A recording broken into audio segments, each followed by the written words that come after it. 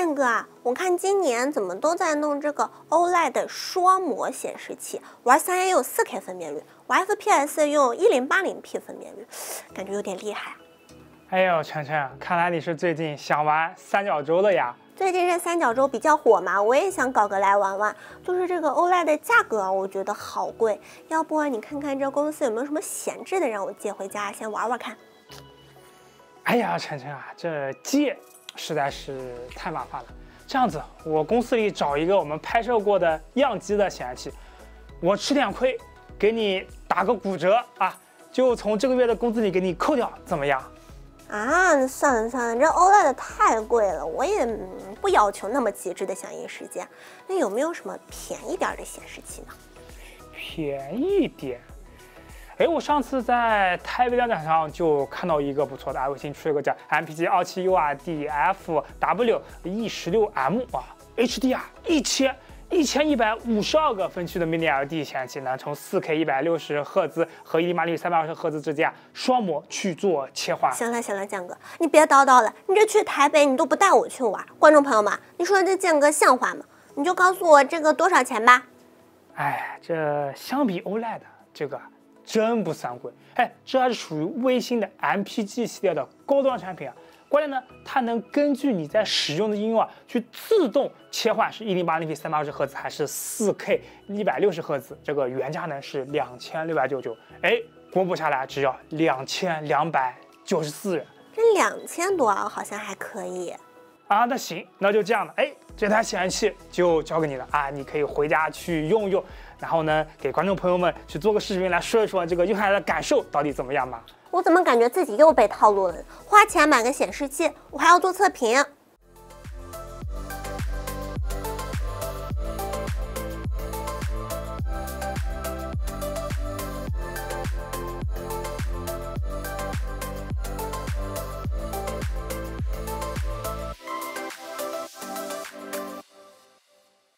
按照惯例来看看包装，使用的材料是没有额外上色的牛皮纸箱。作为 MPG 的产品来说是比较素的。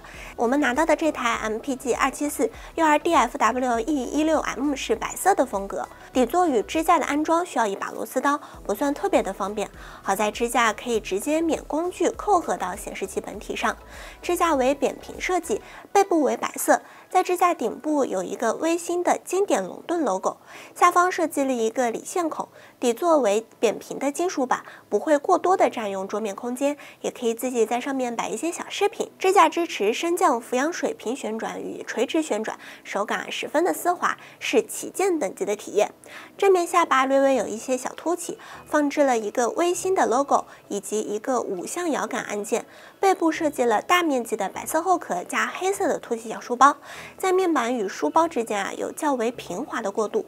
左右两侧的设计呢有不算扎眼的散热孔，凸起顶部有一个 MSI 的 logo， 支持白色灯效，两侧像羽毛或者鳞片一样的饰板是支持 RGB 灯效的，灯光比较柔和，没有传统 RGB 那种气配橙的风格，外观整体来说是比较和谐的。配件方面，这台274 URD-FW 提供的配件是非常丰富的，包含一个外置电源、一根 HDMI 线、一根 DP 线、一根 USB Type-C 线、一根 USB 上行线，以及校色报告和保修卡。丰富的配件并没有愧对于这个 MPG 的产品定位。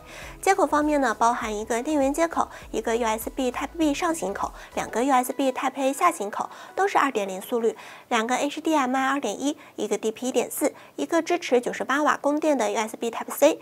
这套接口突出一个重点，就是该省省，该花花。多数人在显示器背后可能就接一些无线设备的接收器，所以微星在这里选择了省钱，配备了2.0速率的 USB 接口，同时在 Type-C 接口上花钱，配备了98瓦的供电功能。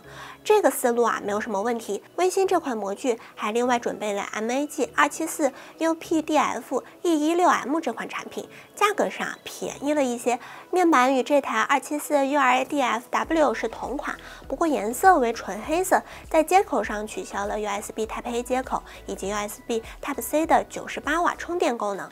同时，支架使用的是老款 MPG 显示器的支架，也不支持后文会提到的 GI 软件。与这款 MPG 274 URDFW 怎么选，就看各位观众的外观偏好与接口需求啦。接下来就是数据实测环节了。这台274 URDFW 的面板为很经典的友达 7.6。来看色彩 ，OSD 中支持 sRGB、Adobe RGB、DisplayP3 3个色域空间的缩限。我们使用的是 CA410与 Kelman 软件实测。关闭分区控光时，几个模式的默认色温都在6500K 左右，对比度接近1000:1。在默认模式下，它的色域容积达到了168.2%的 sRGB， 色域覆盖率在 sRGB 色域下为99%，Adobe RGB 色域下为99.7%，DisplayP3 色域则为95.8%。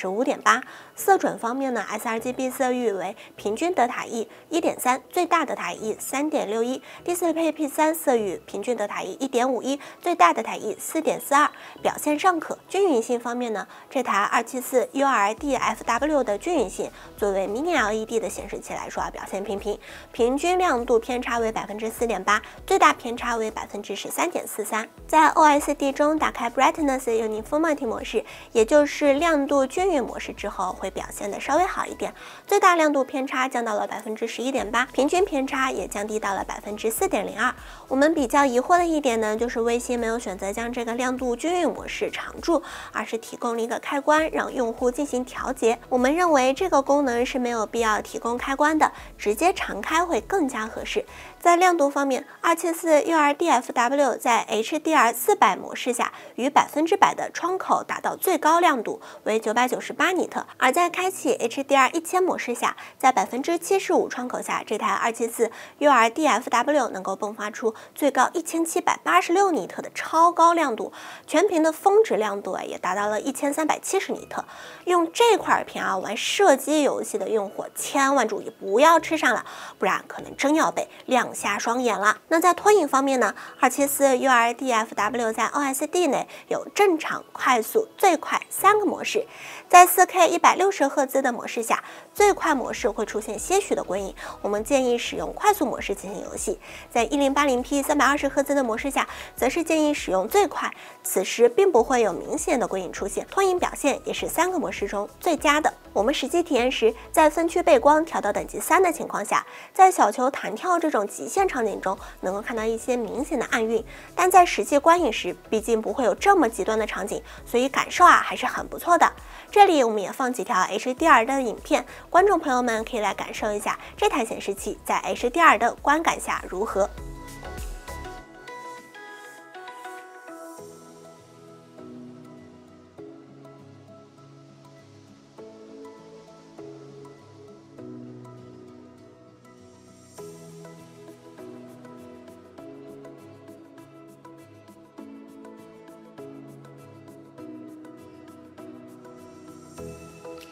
而在游戏的场景中 ，1080P 320赫兹带来的画面表现也是非常丝滑的，最快模式下看不出有拖影问题，而 4K 160赫兹的模式配合 HDR 超高的亮度，也能够获得沉浸感很强的游戏体验。目前像 CS2 三角洲行动这些竞技游戏，在硬件配置方面要求也是越来越高了。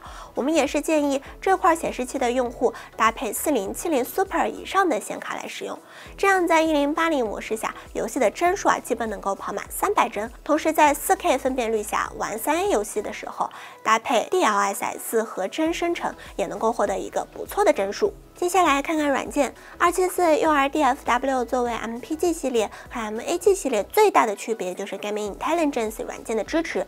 MPG 系列的产品在使用 USB 上行线连接 PC 时，是可以通过 GI 软件来调整显示器一系列设置的，包括亮度、对比度、屏幕、准星等选项都可以进行调节。而这种双模显示器比较常见的使用场景是，想要玩某个游戏时，手动切换到 1080p 320Hz 模式，然后再启动游戏，这样当然是比较繁琐的。微星也是考虑到了这点，所以他们为了玩家的便利，在 GI 软件中添加了针对游戏来自定义显示模式的功能。比如在这里将 CS2 绑定到 1080p 320Hz， 并且打开 AI Vision 效果 FPS 模式，在启动 CS2 的时候就会自动切换到这个模式了。